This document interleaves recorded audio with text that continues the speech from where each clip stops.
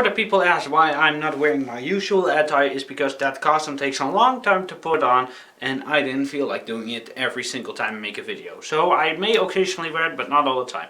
With that being said, let's begin. Hello my fellow survivors, welcome to the Walker Sanctuary with your host, the Governor. So now we're going to do the review of episode 12, which I think is called Remember. Now, the episode was a big homage to the comic book series. Really the introduction to the Alexandria safe zone. We got to meet a few comic book characters, some more expected than the others, but still, we got to meet some. So let's begin with the first view. The first one is, of course, Diana Monroe, which is a gender-banned version of Douglas Monroe from the comics. I don't know why they changed it, but I like the change. She's a good character, but I feel like there's more behind her. Yes, she said, Congresswoman, Congress people are notorious for always lying, so is she hiding something? Maybe. Or maybe she just wants the best and she does it a completely wrong way. I don't think she'd be exactly like Douglas, because, you know, Douglas was really a sort trying to be a womanizer, despite being married. And yeah, in her case it won't really work, but then we've also taken into account that the group isn't the same as in the comics. Next character is, of course, Aiden, which I think is really the adaptation of Spencer. Now, I didn't like Spencer very much in the comics, mostly because we didn't spend a lot of time with him before he was gutted by Negan. So I don't see, we really don't know about it. And yeah, furthermore, I don't really know much about him, but he seems like a real douchebag. And then, of course, we have Jesse, portrayed by stand-in Alexandra Brackenridge, who was confirmed a long time ago, but we never knew her part. Now we know it. It's Jessie from the comics. How amazing. We also got to meet her sons and her husband, who might not be a bit bad. Now, what did we think of the episode, and what did I think of the way it was handled? Well, we have to take into account that this was really homage to the comic books, to what happened. We have to also take into account that the group was a lot different. Carol was already dead at the time, because Carol in the comics was a lot different. Sophia was alive and was adopted by Glenn and Maggie. Also take into account that also under Andrea was alive then and is now already dead. So that didn't really much help.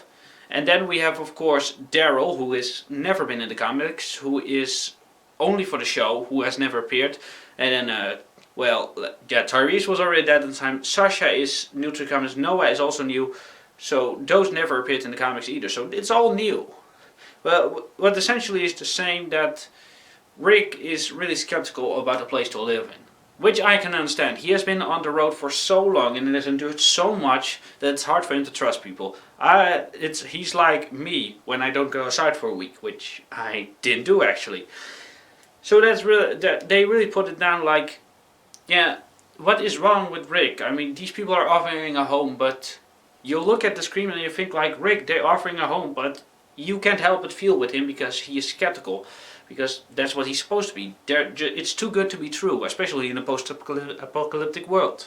Now, what did I seriously like the best, and what do I think will happen in the future after this episode? Well, I can certainly see the element of Rick and Michonne shipping. That element has been around for a long time, and well, Andrea in the comics had a relationship with Rick while after they go into the safe zone, but Andrea is no longer with us. So, could there be a potentially Rick and Michonne shipping? Very possible. Michonne has already built a great bond with Carl and can be a substitute mother. Another thing that we of course also can be considered is, what will of course will happen with Carl? Will Carl feel left out because he has endured so much on the time on the road? I don't think that will be exactly the same as in the comics, but it's still pretty similar. It's still that we can see that. I'm really curious to see what can happen in the safe zone now that they found home. Daryl is going to have a hard time adjusting, mostly because A, he is a bit of a loner, and 2, he's still feeling bad about Beth. And Carol, how Carol can be so great in the community, I don't wonder, but I suppose everything is possible with her now. So in overall, I think I've been rambling for most of this video.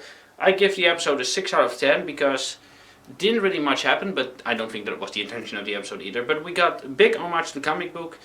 What still wonders me is who the villain actually is. We know about the wolves, but They said that we would find a villain who would rival the Governor in terms of ferocity, and it's way too early for Negan yet, so that's still the question that hangs over my head.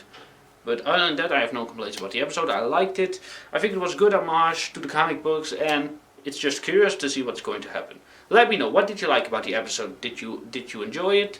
Did you feel like it was really good, or did you feel like it was really bad? Let me know in the comments down below. Until next time, we will see each other again, and hopefully we'll survive.